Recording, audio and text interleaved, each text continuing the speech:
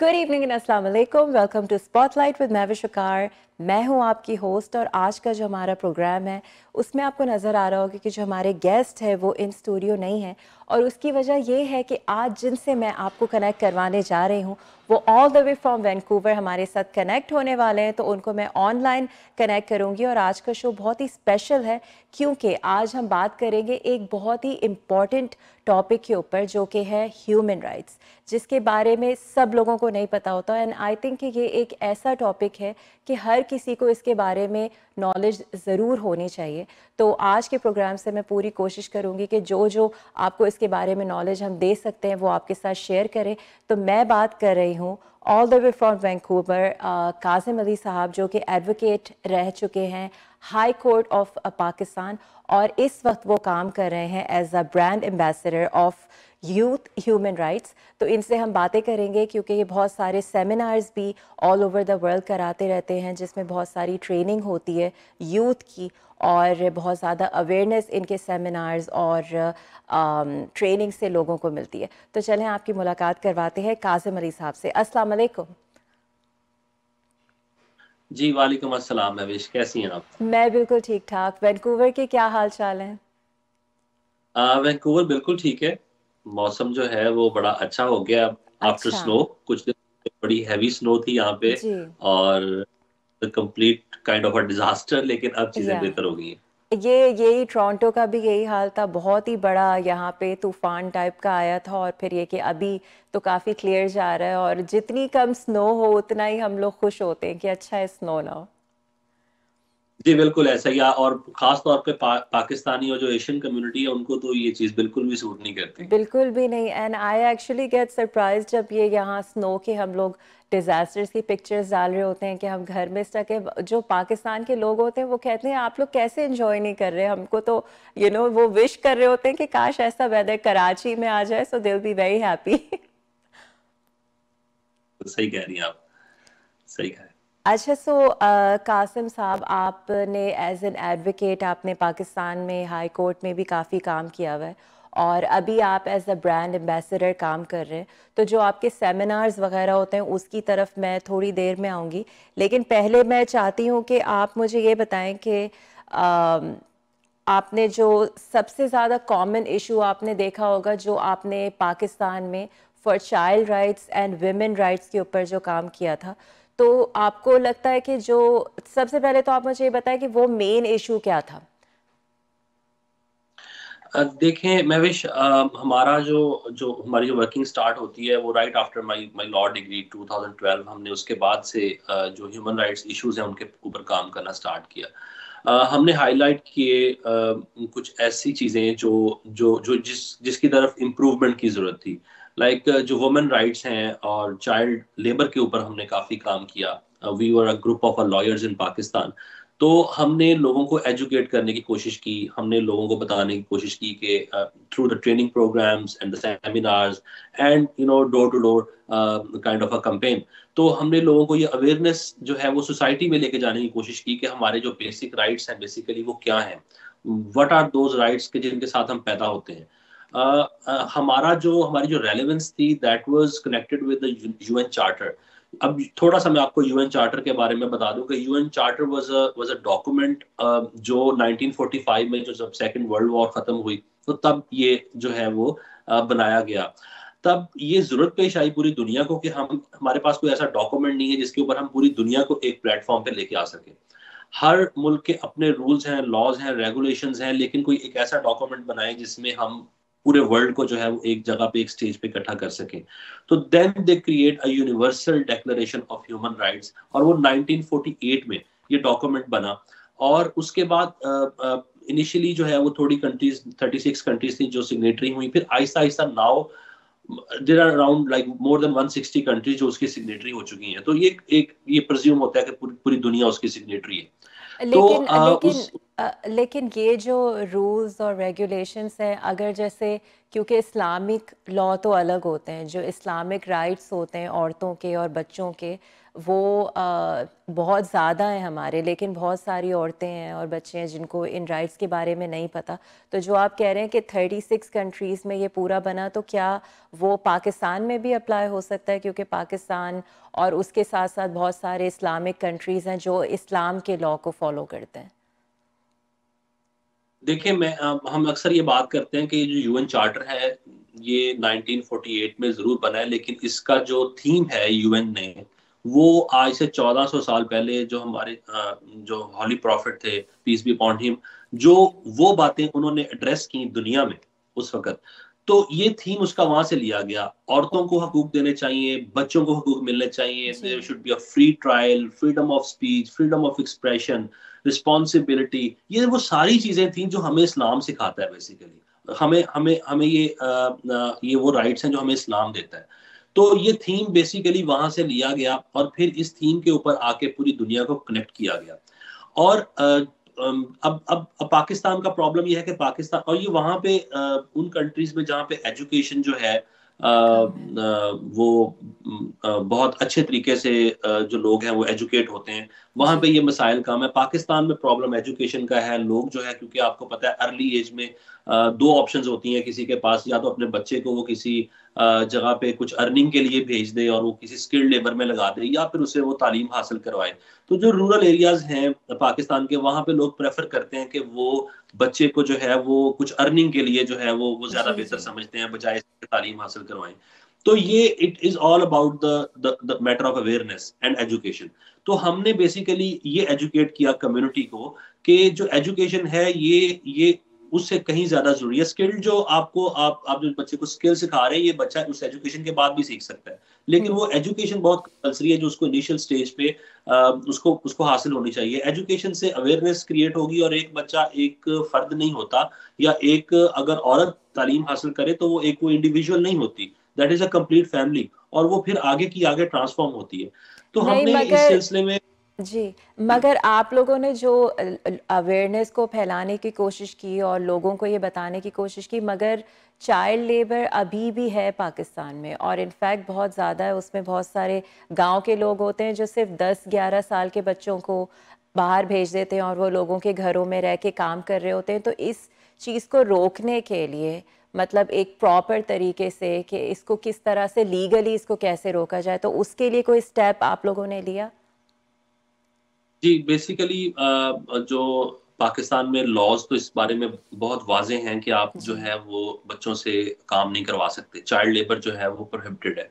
और पाकिस्तान में ये भी लॉज बड़े मौजूद हैं कि आप 15 साल से कम जो औरत है उसकी बाई फोर्स मैरिज नहीं करवा सकते। हम्म। लेकिन अब ये वाकयात होते हैं, और ये हाँ। वाकयात होते हैं अक्सर रूरल एरियाज में। जी। अब इशू ये है कि इसके दो तरीके हैं रोकने के। एक कि आप बाई इन्फोर्समेंट ऑफ लॉ जो है इन चीज़ों को रोकें, और हम्म। दूसरा तरीका ये है जो हम समझते हैं कि वो लोगों को पहले ही इतनी एजुकेशन होनी चाहिए कि वो ये काम ही ना करें। अब हम्म। अगर हम 20 साल का डाटा पाकिस्तान का उठाएं, तो आज से 20 साल पहले पाकिस्तान में हालात जो थे वो काफी ज्यादा इन चीजों को आज की निस्बत खराब थे।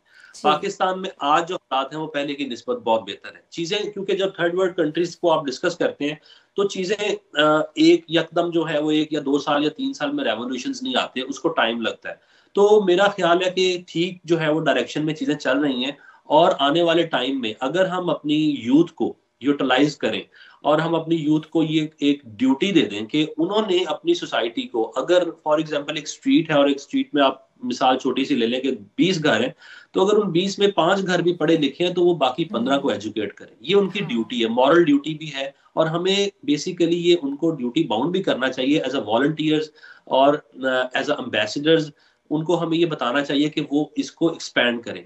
हमारा जो प्रोग्राम है, जो वॉइस फॉर राइट्स इंटरनेशनल जो कर रही है, वो बेसिकली ये है कि हम दुनिया के मुख्तलिफ मुल्कों में हम ट्रेनिंग प्रोग्राम्स करवा रहे हैं, सेमिनार्स करवा रहे हैं, अवेयरनेस सेशंस जो है वो क्रिएट कर रहे हैं। हमने इस सिलसिले में पाकिस्तान में सबसे पहला यूथ प्रोफेशनल ट्रेनिंग प्रोग्राम किया, फिर हमने तो बफलो वो में किया, जो अमेरिका में। जो पाकिस्तान में आप लोगों ने किया, तो वो कितना सक्सेसफुल और कितना इम्पैक्टफुल रहा वहाँ आपके लोगों के लिए?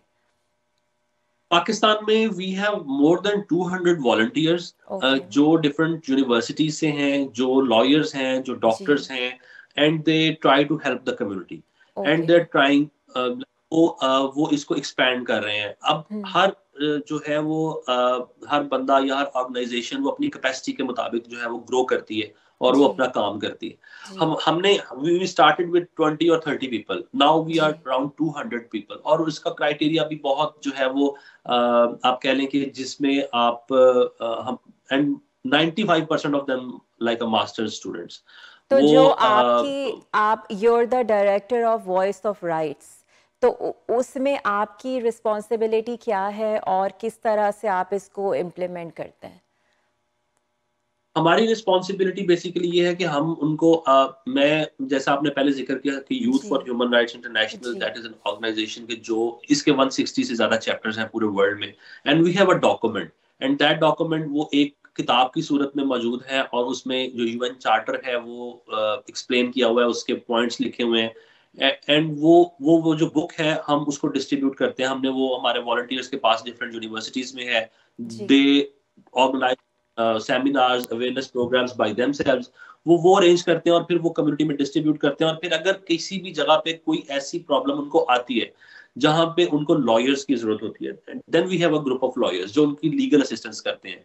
जो अगर किसी को बाय फोर्स जो है वो चाइल्ड लेबर की तरफ को लेके जा रहा है, मैरिज की तरफ लेके जा रहा है, या किसी के दीगर फैमिली इश्यूज के ऊपर काफी मिसाइल होते हैं, तो अगर उस साइड पे किसी को कंसल्टेंसी जो है वो रिक्वायर्ड है, then there is a forum for like legal consultancy.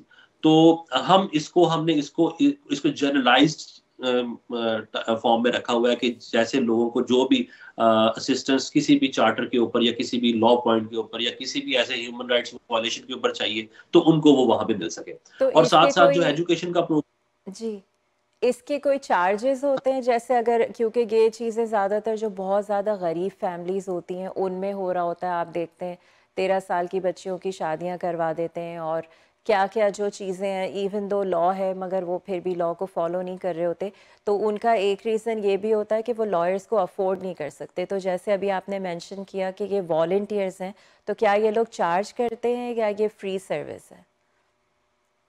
ये बिल्कुल चार्ज नहीं करते, and they okay. Provide all legal consultancy free of charge. और बिल्कुल भी इसमें कोई फाइनेंशियल टर्म्स इन्वॉल्व नहीं है, बल्कि मैं आपको ओके। ये बताना चाह रहा था कि जो हम ट्रेनिंग प्रोग्राम्स करते हैं, लाइक वी जी। Conduct in Pakistan and then Buffalo USA and then Washington USA, and जी। देन अभी रिसेंटली अगस्त में हमने बाकू में की, एंड जी। देन अभी कुछ दिन पहले वैंकूवर में यूथ समिट किया। तो हमारी कोशिश होती है कि हम बड़े मेरिट के ऊपर 10 fully funded delegates select करें, and those fully funded delegates are like we provide them accommodation, we provide them in some seminars tickets, we provide them all meals or everything, कि वो दुनिया से ट्रैवल करें और यहाँ पे आए और वो अपने इश्यूज अपनी स्टोरीज हमसे शेयर करें। हम उनको universal declaration of human rights जो है इसकी सिग्निफिकेंस और इम्पोर्टेंस बताएं, और फिर वो वापस जाएं अपनी सोसाइटीज में और उनको एजुकेट करें। तो इस इन प्रोग्राम से हम काफी कुछ जो है वो हम गेन कर रहे हैं। अभी हमने रिसेंटली जो प्रोग्राम किया, हमने नाइजीरिया से हमारे डेलीगेट सेलेक्ट हुए, घाना से हुए, बिल्कुल थर्ड वर्ल्ड कंट्रीज हैं, बांग्लादेश से डेलीगेट हमारे साथ आए, पाकिस्तान से डेलीगेट सेलेक्ट हुए, वो आए। तो ये वो लोग हैं जो आते हैं, एजुकेट होते हैं और फिर वापस जाके अपनी कम्युनिटी को सर्व करते हैं, और हम उनसे एक्सपेक्ट भी यही करते हैं। और तो देयर इज इनको अ लॉन्ग इनको सेलेक्ट करने का क्या क्राइटेरिया है? मतलब ये इस तरह के किसी जोन से गुजरना होना इनकी जिंदगी के लिए ज़रूरी है, या फिर इसके लिए कोई क्या क्राइटेरिया है? There is a long and difficult criteria. Basically हम ये चाहते हैं कि जो डेलीगेट हमारे पास आए वो उनकी ये कैपेसिटी होनी चाहिए कि वो वापस जाके उसको प्रॉपर अपनी कम्युनिटी में एक्सपैंड करें और एजुकेट करें। Okay. There is an actually an application, वो एप्लीकेशन फिल करते हैं, उसके अंदर कुछ क्वेश्चन होते हैं, वो करते हैं, फिर हमारा एक पैनल है वो उसकी असेसमेंट करता है। फिर जो टॉप की एप्लीकेशन होती हैं उनको हम शॉर्ट लिस्ट करते हैं इंटरव्यू के लिए, और फिर इंटरव्यू में हम शॉर्ट लिस्ट करते हैं डेलीगेट, और फिर इंटरव्यू में जो हमारे पास शॉर्ट लिस्टेड डेलीगेट होते हैं फिर पूरा पैनल उनका इंटरव्यू करता है। तो they came through kind of a process. तो फिर हम हमारे पास like in every program we receive like more than 500 applications, but we have the capacity to invite only 10 fully funded, or Toronto में we invited actually 10 fully funded delegates but 5 आ जी। सके। जी because Canada का थोड़ा आपको पता है कि visa भी policy जी जी strict है। जी अमेरिका में वी इनवाइटेड 15 डेलीगेट्स और वहां पे वी हैड 12 डेलीगेट्स। तो ओके बाकू में 100% प्रेजेंस हो गई थी। तो इस तरह डिफरेंट कंट्रीज में डिफरेंट सिनेरियो होता है, लेकिन एक प्रोसेस है जो हर कंट्री के हवाले से सेम होता है। अभी we are going to have international diplomats conference in January, that is in Malaysia. तो 2023 में we are looking forward for 4 different seminars in 4 different countries, and this is a lot of traveling for our team, this is a lot of या a work to do।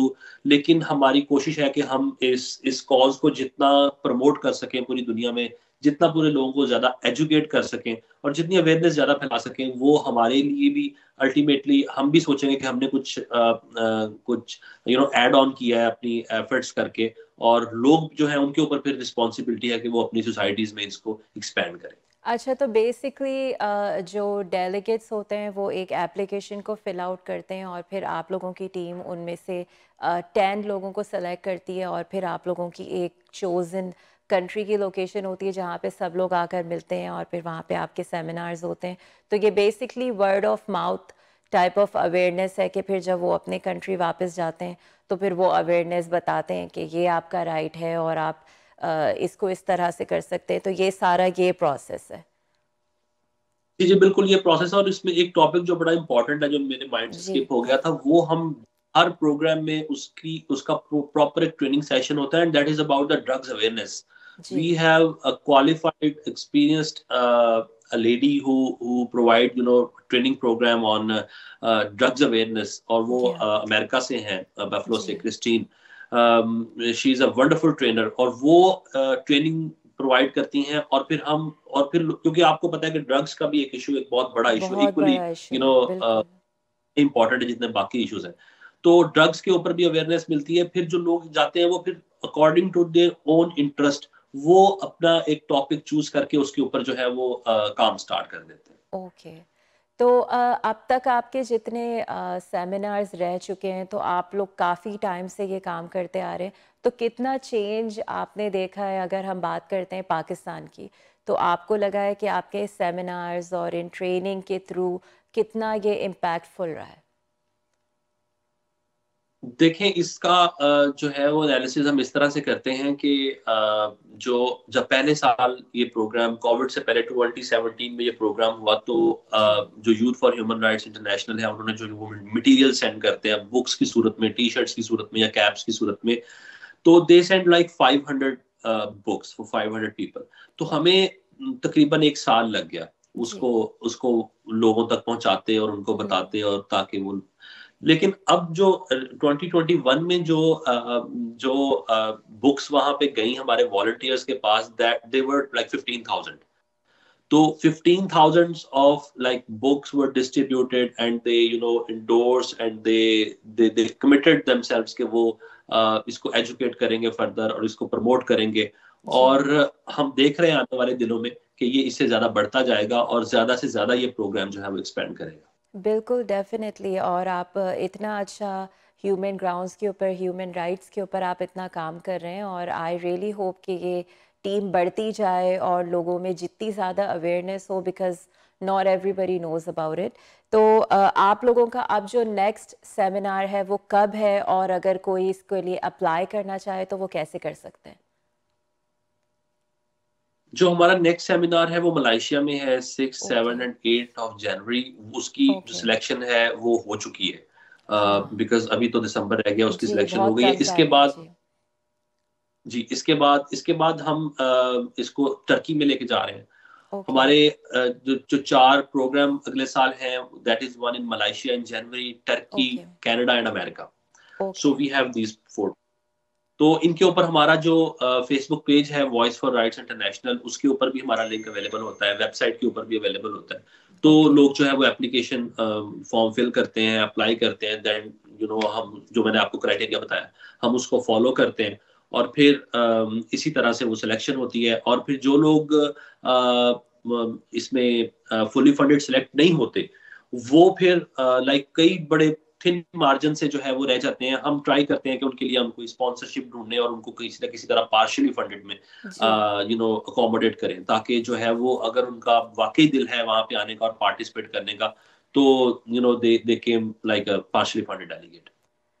Okay, तो जो आपने जैसे आपने mention किया कि एक link है, तो फिर वो इस एपिसोड के साथ हम लोग शेयर कर देंगे, तो जो भी इंटरेस्टेड हो रजिस्टर करने में and being part of the delegate, वो उस पे क्लिक करके उसको ज्वाइन कर सकते हैं, रजिस्टर कर सकते हैं। सो कासिम अली साहब, before I let you go, कोई मैसेज देना चाहेंगे आप हमारे व्यूअर्स को? जी, क्योंकि 10 दिसंबर आ रहा है और ये 10 जी। दिसंबर एक ऐसा दिन है जो पूरी दुनिया में सेलिब्रेट होता है ह्यूमन राइट्स डे के हवाले से। जी। और ह्यूमन राइट्स मैं दो मैसेज में देना चाहूंगा। एक, मैं हमारी पाकिस्तान कम्युनिटी जो है, मैं उस हवाले से देना चाहूंगा कि हमारी जो पाकिस्तान की कम्युनिटी है, हमें पीस प्रमोट करना है। हमें लोगों को बताना है कि हम how peaceful community we are and how definitely. Educated we community. तो हमें लोगों को ये इम्पैक्ट देना है। और ह्यूमन राइट्स डे के हवाले से थोड़ी थोड़ी एफर्ट्स करें, कुछ लिखें, कुछ बोलें, सोशल मीडिया पे डालें। और आप भी जरूर, आपकी तो इतनी फैन फॉलोइंग है कि आप के लोग बहुत ज्यादा, उसका व्यूअरशिप बहुत ज्यादा हो जाएगी। और दूसरी, बिल्कुल। पूरी दुनिया को जो पैगाम वो ये है कि इस दिन के हवाले से, इस दिन की सिग्निफिकेंस हमसे ज्यादा कौन जान सकता है, क्योंकि हम this UN charter derived from the theme of Holy Prophet peace be upon him। तो बिल्कुल। ऐसा नहीं है कि मुसलमान जो हैं वो पूरी दुनिया में वो they are trouble makers and they are kind of different thing. तो वो ह्यूमन राइट्स वैल्यूज और ह्यूमन राइट्स जो एजुकेशन है, उसके ऊपर हम शायद ज्यादा बेहतर जानते हैं और शायद बेहतर कोशिश करते हैं कि हम उसके ऊपर दुनिया को भी आगाह करें और हम खुद भी अमल पैरा हों। बिल्कुल, और आप और आपकी टीम इसी तरह से काम करती रहेंगे, तो जो लोगों के ऊपर एक इम्प्रेशन है मुसलमानों का, जो एक गलत इम्प्रेशन है, उनको भी पता चल जाएगा कि हमारे रिलीजन का मतलब ही पीस है।